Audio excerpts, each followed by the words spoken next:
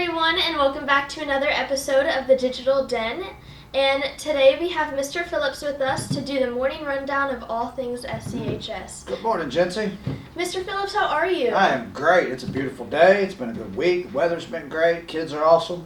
It's a good week to be at Spencer County. Absolutely. So, tomorrow is picture day for our It freshman, is. sophomore, and junior classes. Yep. Even in high school, it is very important for students to get their picture taken. Are there any details about that? Yeah, so senior pictures started a couple weeks ago. Their picture day is a little different in high school because they do their tux and drape pictures for graduation. So that's always exciting. But then we get to the underclassmen, and yes, they are important. As kids they'll gripe and bellyache and moan, but I promise parents, grandparents, family members, they love having those pictures, and even the kids as they get older, they'll be glad that they did that. I know that seems like an elementary thing, and I struggle with that a little bit because I feel like you all live in a world where y'all take 1,000 pictures a day. So I think sitting in front of a camera seems a little weird because you all have, with your cell phones, that's what you all do, and that's how you all live your life through social media. But yes, it's an important day. So we have a company coming in. They'll be here tomorrow. So make sure you dress appropriately. Make sure you get up and get yourself ready because you do want to look nice in that picture. It goes in the yearbook, which is an extremely important thing. So make sure you're here tomorrow. Make sure you're ready for the picture. We'll call them out. It'll take us most of the morning to get everybody through. It does take a little bit of time, so we'll be working to get kids out of class by grade level and by alphabet, by their last name. So just be ready, and it's a good day.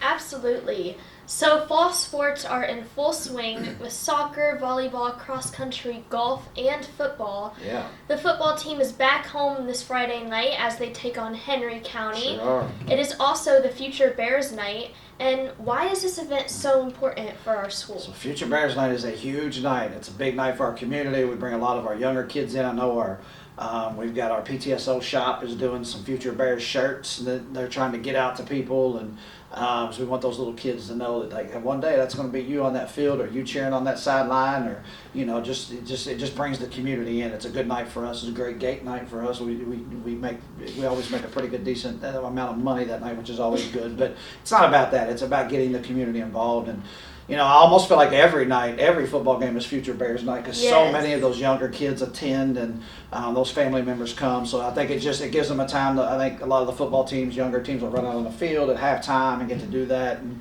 so that's always exciting for those kids to get out on the field where the high schoolers play. That's a good thing. But other sports, we got golf. I know their region tournament's coming up in a little over a week, so they're kind of wrapping up their season, getting ready to finish up, and that's one of the first sports that always finishes early. I went to a girls' soccer game this week. We beat Eastern 6-2 when I was here. Really good night.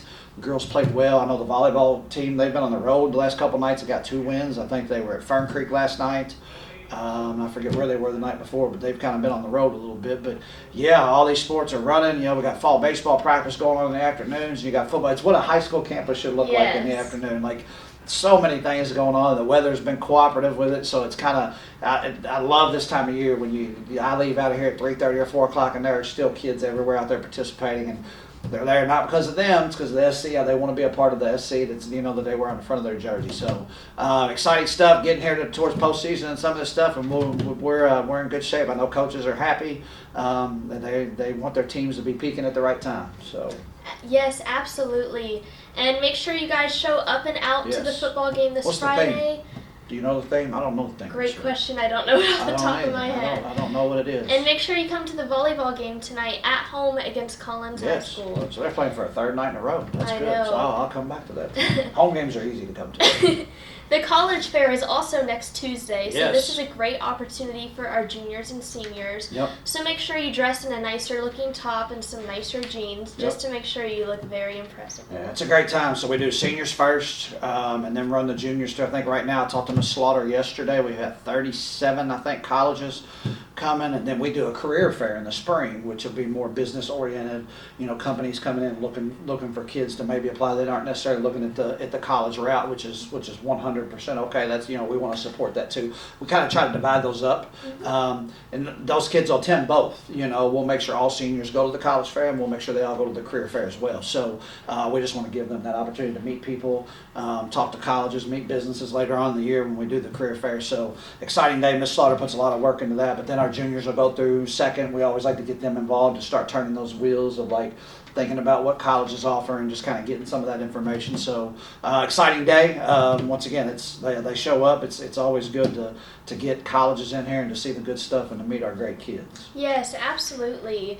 Is there anything else that you would like to mention? Yeah, so talking about college a little bit, one thing I want parents to know and students to know, something that's changed at the state level, is we no longer take the ACT anymore. So last year as a junior, you had a day in March where the entire state of Kentucky, every junior takes the ACT on that day. Well, states kind of went away from that, and now we're going to do the SAT, which is a totally different ballgame. I know when I first heard it, I'm like, big deal. What's the big deal? But they are two totally different tests. So we've got a team of teachers here. We've got Miss Parsons and we've got Miss Byer and Miss Singh that are actually working on doing some stuff through our advisories to start getting kids exposed to like SAT type questions. Get that it's a whole different format of testing. It's not near as long. Like the SAT is only like 2 hours and 14 minutes. So where the ACT was almost 3.5 hours. You know, the ACT was 4 tests. The SAT is 2 tests. So it's just a different game for us. So I feel personally, like I've told my team here and our teachers, like the schools that adjust the quickest and kind of get on top of this are going to be the ones that succeed early on. And we want to set a bar. We got a chance for our juniors to set a bar really high for future grade levels, to say let's knock this thing out of the park, and that way we always have that, we know that bar that we want to shoot for. So just something a little different. So parents, if you start hearing SAT talk, if you see that like on my news, I'm gonna start trying to get some stuff out to people, just because it's such a shift in the mindset of like it's always been ACT. I didn't take an SAT, and most people did not. You know, unless you were going out of state to college or something like that. Mostly, if you stayed in state, we always just took the ACT, and that's always what the state paid for. So just something to keep a reminder out there, just to make sure parents know, and there's more to come about that. But I just wanted to make them all aware. That's a little bit of a change that's going to make a difference in kind of how we approach things here at the high school. Yes, absolutely. And 2 things I'd like to mention. I know talking about the ACT and SAT, it can scare a lot of people. Our library here has a bunch of books for the ACT and SAT, and also the public library near Main Street, you can get a free library card if you're a resident of Spencer County. Also, make sure you guys check out Taylorsville Nutrition this Saturday for our Stallions fundraiser. I know we are super excited to do that. But I think this kind of wraps up the episode. Yeah. Thank you for joining me today. I was here waiting on you, as a matter of fact. He was. Was here early. He was.